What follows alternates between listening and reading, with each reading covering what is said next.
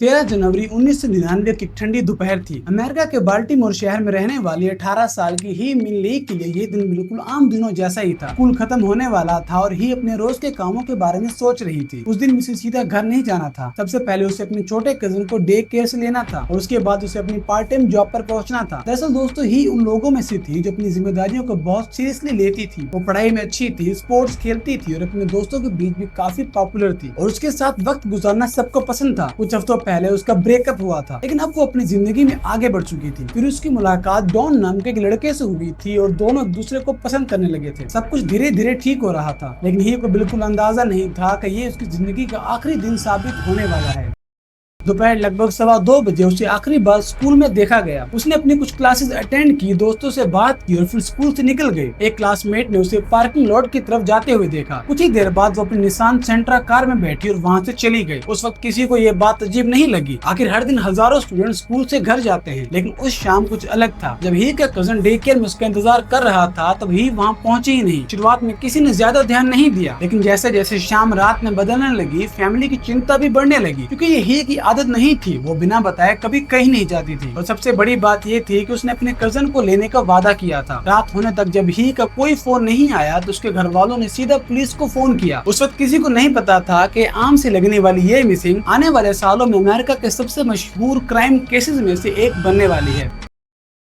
जब ही मिलने के लापता होने की रिपोर्ट पुलिस को दी गई, तब शुरुआत में किसी को नहीं लगा था कि मामला इतना सीरियस हो सकता है। अक्सर ऐसे केसेस में कुछ लोग घंटों बाद घर लौट आते हैं, लेकिन ही के केस में हर गुजरता हुआ दिन एक नई परेशानी लेकर आ रहा था। उसके घर वाले ही के फ्रेंड से लगातार कांटेक्ट करने की कोशिश कर रहे थे, लेकिन किसी के पास ही के बारे में कोई जानकारी नहीं थी। पुलिस ने भी अपनी तरफ से जांच पड़ताल शुरू कर दी। उन्होंने स्कूल के स्टूडेंट से बात की, टीचर से सवाल किए और ये जानने की कोशिश की कि आखिर ही को आखिरी बार किसने देखा था, लेकिन हर बार कहानी उसी जगह पर आकर रुक जाती थी, स्कूल के पार्किंग लॉट पर। उसके बाद क्या हुआ ये कोई नहीं जानता। जैसे जैसे दिन बीत रहे थे, परिवार की उम्मीद कम होती जा रही थी, लेकिन फिर भी उन्हें यकीन था कि ही कहीं ना कहीं जिंदा होगी, शायद किसी मुश्किल में हो या शायद मदद का इंतजार कर रही हो। लगभग 4 हफ्ते गुजर चुके थे और फिर 9 फरवरी 1999 को एक ऐसी घटना हुई जिसने पूरे केस की डायरेक्शन ही बदल दी। दरअसल उस दिन एक आदमी बाल्टीमोर की लीकन पार्क नाम की जगह के पास था, लेकिन अचानक उसकी नजर जमीन पर एक हिस्से पर पड़ी। पहले तो उसे लगा कि शायद वहाँ कुछ कचरा या जानवर दबा हुआ होगा, लेकिन जब उसने ध्यान से देखा तो उसके होश उड़ गए। मिट्टी और सूखे पत्तों के नीचे एक ह्यूमन